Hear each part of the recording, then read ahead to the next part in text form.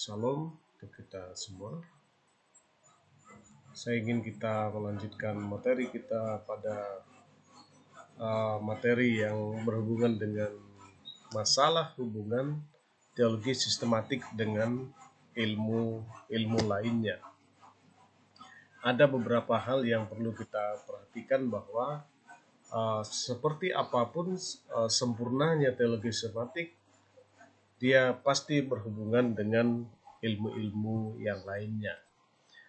Mengapa demikian? Karena saya sampaikan bahwa di dalam perkuliahan itu sangat penting untuk melihat hubungan fungsional antar mata kuliah, ya, terutama berhubungan dengan tanggung jawab dari dosen itu sendiri, sehingga hubungan antar mata kuliah itu menjamin adanya kesinambungan dalam proses pembelajaran, ada kesinambungan yang menunjukkan hubungan kausalitas, hubungan yang terpadu, memadai antar mata-mata kuliah atau bidang-bidang pembelajaran yang disajikan di dalam setiap perkuliahan oleh dosen. Nah, hal ini dibutuhkan untuk kepentingan keselarasan dari kurikulum itu sendiri, ya, karena bagaimanapun kurikulum dirancang menjadi suatu paket pembelajaran untuk mencapai suatu tujuan tertentu, ya. Jadi terutama dalam penyajian dan pengkajian atau materi perkuliahan.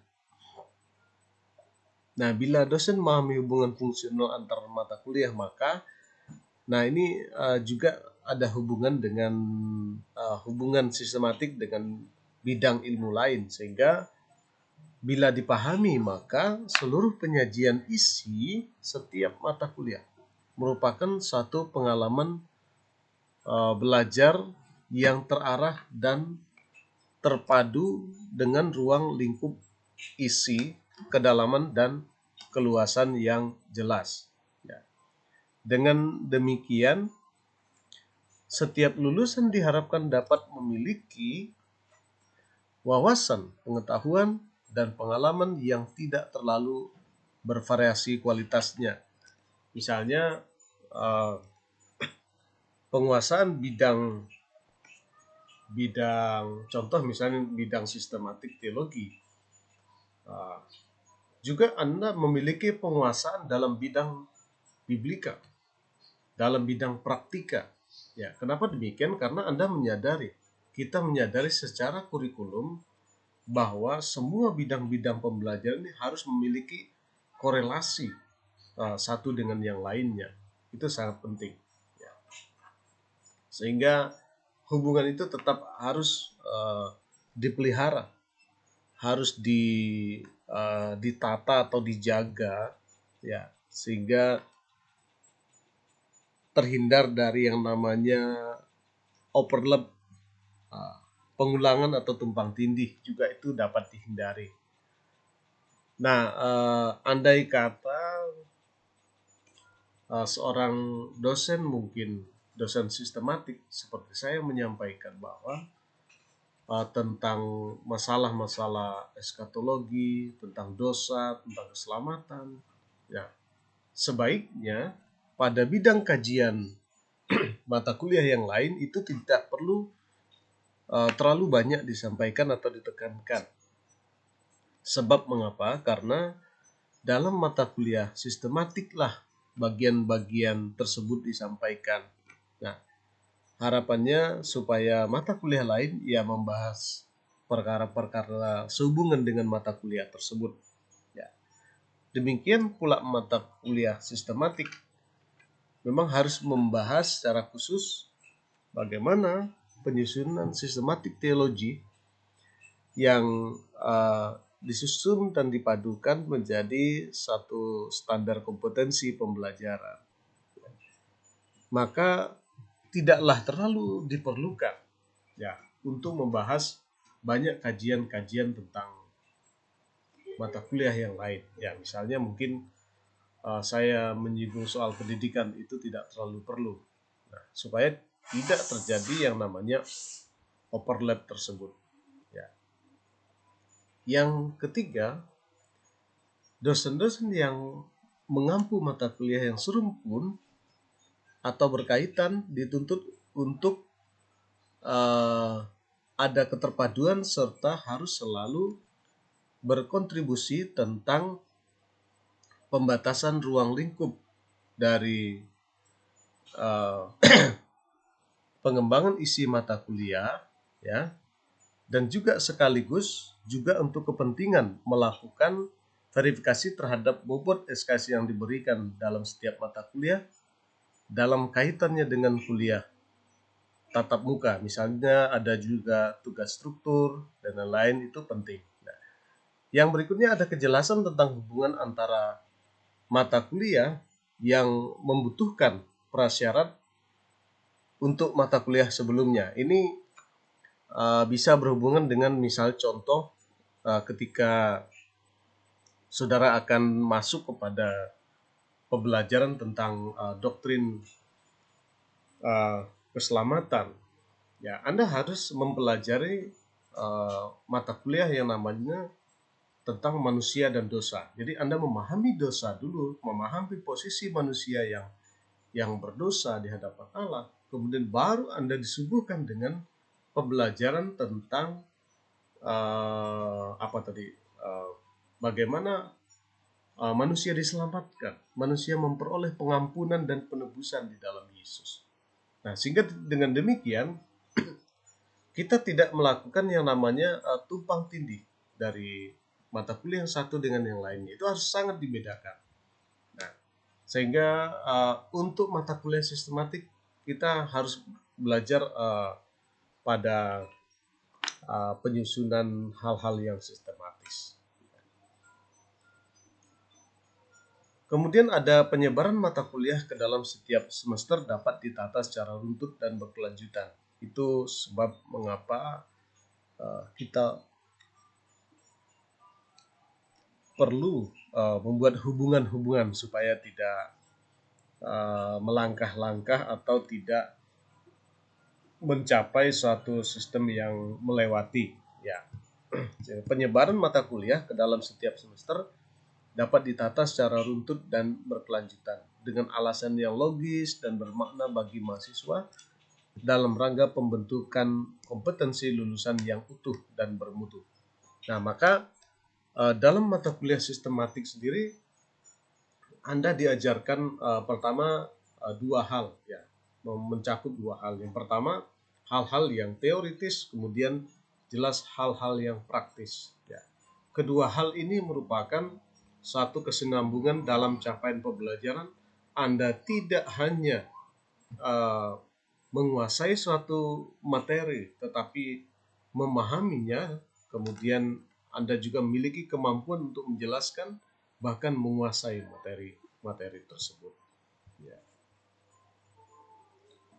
ya ini sangat penting untuk kita pahami bahwa Anda memiliki sasaran, yaitu kompetensi lulusan yang utuh. Artinya utuh adalah pemahaman semua bidang keilmuan itu terserap secara keseluruhan. Jadi tidak ada yang mungkin yang tidak terserap, itu harapannya. Tidak ada yang tidak terkuasai oleh seorang mahasiswa. Kemudian bermutu, bagaimana bermutu? Anda benar-benar bukan sekedar menguasai, mengetahui, tetapi ada kemahiran yang kompeten di dalam bidang tersebut. Ini sangat diperlukan atau dipentingkan dalam proses pembelajaran tersebut. Ya. Jadi untuk itu sebabnya mengapa penting kita melihat hubungan teologi sistematik dengan bidang-bidang yang lain. Ya, nanti kita akan juga sampaikan ada hubungan antara misalnya teologi sistematik dengan teologi praktika, ya, dengan ilmu hermeneutik, ilmu berkhotbah dan lain sebagainya. Ini penting untuk kita sampaikan nanti dalam materi yang selanjutnya. Nah, perhatikan berikut hubungan teologi sistematik dengan ilmu biblika. Ya, saudara, saya ingin menjelaskan pada kita bahwa biasanya orang ingin memisahkan antara studi biblika dengan studi sistematik.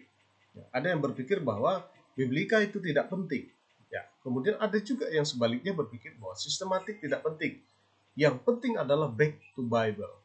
Ya, atau melihat pada teks yang disampaikan dalam kitab suci itu. Saya ingin mengatakan bahwa dua ilmu ini baik sistematik maupun biblikal itu memiliki kompetensi dan kepentingan yang sama, ya, memiliki apa namanya itu, bobot atau kualitas ilmu yang sama. Dalam arti kata, biblikal penting dan sistematik juga penting. Ya. Kalau Anda hanya berkutat pada hal-hal biblikal saja, Anda terlalu tekstual. Tetapi kalau kita memiliki penguasaan terhadap kajian sistematik misalnya, kita akan memiliki kemampuan untuk melihat secara komprehensif, ya, pokok-pokok bahasan yang terdapat pada bagian-bagian kitab suci tersebut.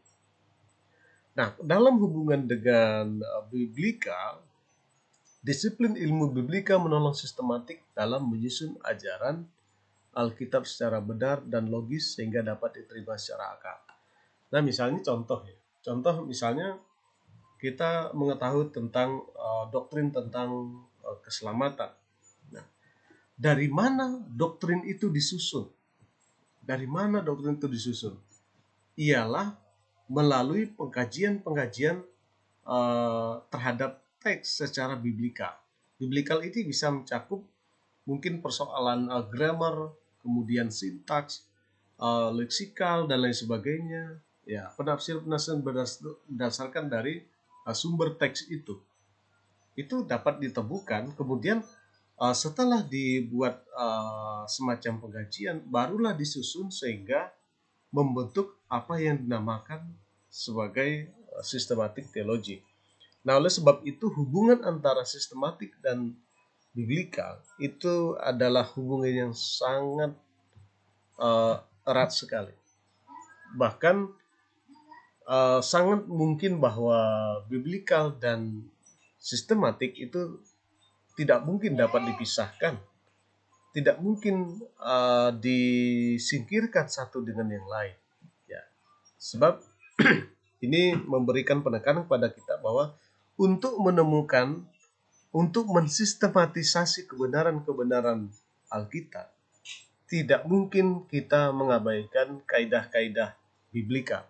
Nah, saya ulang lagi bahwa untuk mensistematisasi kebenaran-kebenaran Alkitab, tidak mungkin kita meniadakan kaidah-kaidah secara biblika dalam penggalian teks. Nah, oleh sebab itu, tidak mungkin antara sistematik dan biblikal itu dapat dipisahkan. Oleh sebab itu, hubungannya dapat kita katakan memiliki hubungan yang erat, hubungan yang kontinu, yang konsisten. Nah, dalam menemukan kebenaran. Oke, mungkin ada yang berpikir bahwa biblikal itu membantu sistematik, tetapi bagaimana sistematik dapat membantu biblikal? Ya, sekali lagi, sekalipun kita melihat bahwa biblikal ini adalah cara untuk menemukan kebenaran teks yang membantu sistematik, namun cara mensistematisasi, ya, suatu kebenaran biblikal itu sangat penting untuk menemukan rumusan kebenaran iman Kristen. Nah, oleh sebab itu tidak mungkin kita dapat mengabaikan atau tidak menganggap penting sistematik teologi, tetapi kita justru sebaliknya menganggap bahwa biblikal lah yang penting, yang lain tidak. Itu adalah sikap yang salah sebenarnya. Jadi teologi biblika menolong teologi sistematik dalam menelusuri tema tertentu, misalnya penebusan, perjanjian, dan seterusnya. Ya.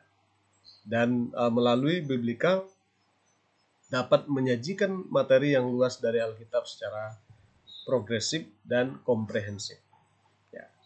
Jadi bukan hanya progresif, cari komprehensif.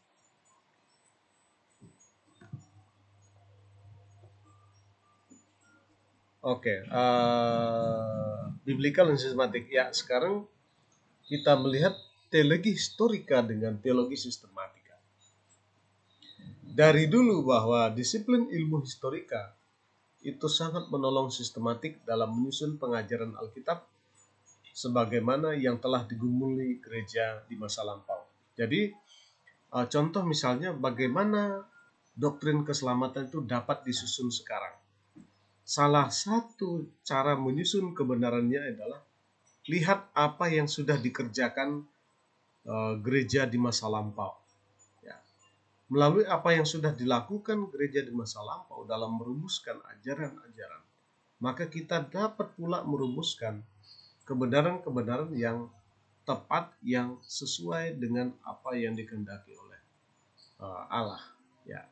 Sehingga sistematik menyusun juga berdasarkan apa kata gereja dulu, apa kata tokoh-tokoh gereja terdahulu, dan itu tidak pernah diabaikan. Sehingga disiplin ilmu historika sangat memberi kontribusi dengan memperhatikan berbagai cara menafsirkan, ya, cara menyelidiki teks Alkitab yang pernah dilakukan oleh gereja atau teolog di masa lampau. Nah, dari sejarah pula kita dapat melihat bagaimana kaum Unitarianisme itu sudah salah sejak awal. Ini contoh saja.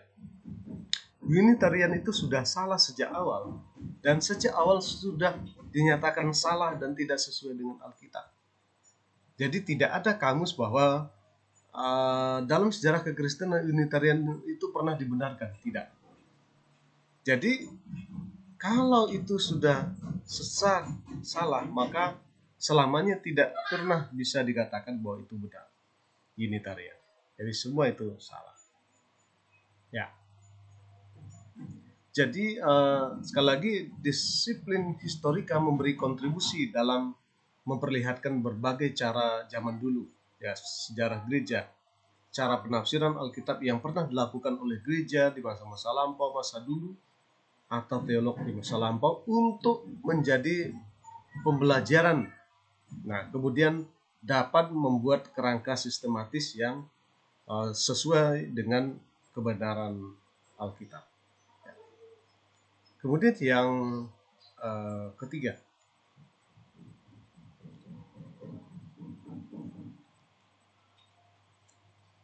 hubungan teologi praktika dengan teologi sistematika. Ya.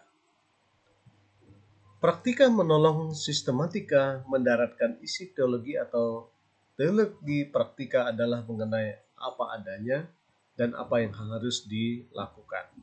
Jadi teologi praktika itu menekankan apa yang mungkin untuk kita kerjakan, baik soal mungkin sakramen, soal tradisi gereja, soal tata ibadah, dan lain sebagainya. Banyak sekali yang mungkin perlu untuk mendapatkan pembahasannya di dalam di dalam kajian-kajian praktika. Nah, sehingga kebenaran sistematik itu mendapatkan pengejawantahan melalui penerapan dalam teologi-teologi praktika. Disiplin ilmu teologi praktika menolong sistematik dalam menyusun pengajaran Alkitab sehingga mudah diterapkan dalam kehidupan nyata. Jadi, kebenaran sistematik itu tidak semata kebenaran yang mengambang di atas awan atau di atas udara dan tidak pernah diterapkan. Itu salah kalau kita berpikir bahwa kebenaran-kebenaran ini kebenaran yang abstrak, yang mungkin hanya di udara tetapi tidak pernah mendarat. Nah, melalui pembelajaran praktika, kita bisa melihat bahwa kebenaran Yang dimaksud itu memiliki kualitas nilai ketika dia dapat dilaksanakan, dapat diterapkan dalam kehidupan manusia. Itu kebenaran yang sesungguhnya dapat menolong. Ya.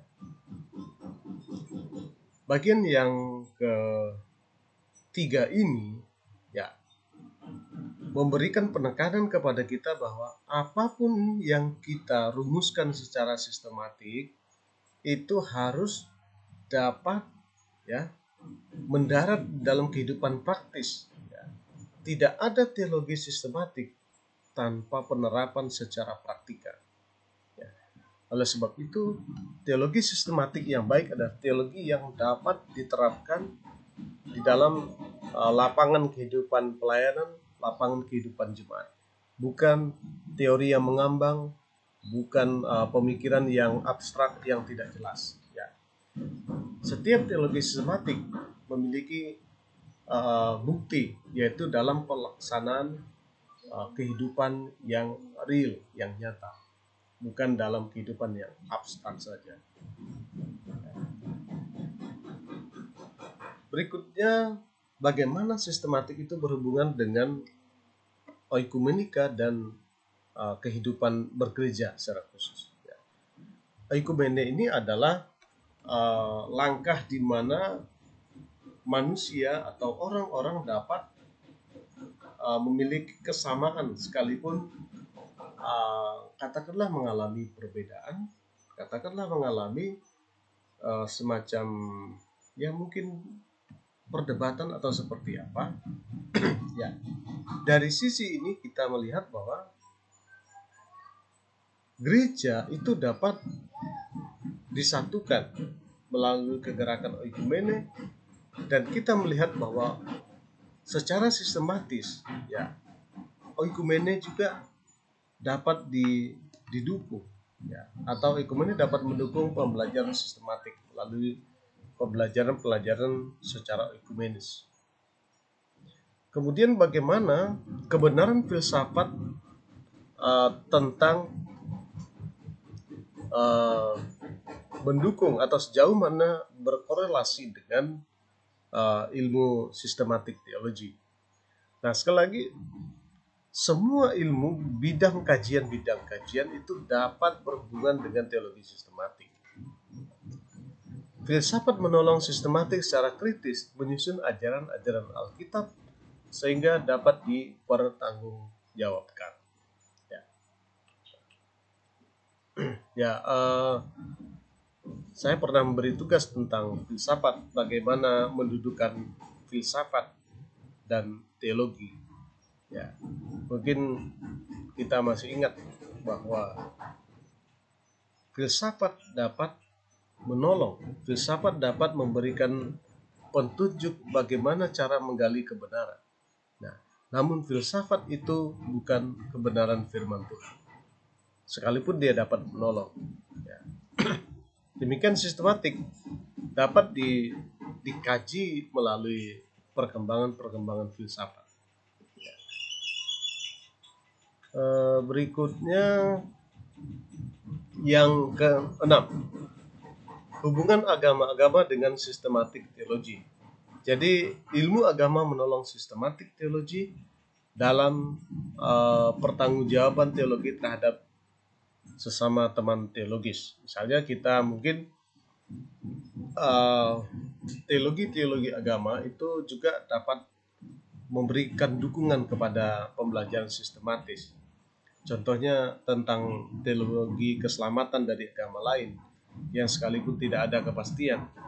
Itu menjadi pembelajaran sistematis untuk melihat kepada doktrin keselamatan kita yang pasti, sehingga kita memiliki perbandingan atau comparable dalam bidang ilmu keselamatan tersebut.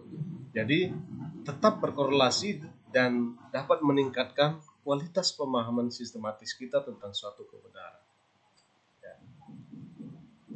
Oke, ini bagian yang terakhir saya kira, pembagian teologi. Ya, mari kita lihat. Paling tidak bagian besar yang mungkin harus kita pahami adalah biblika, sistematika, historika,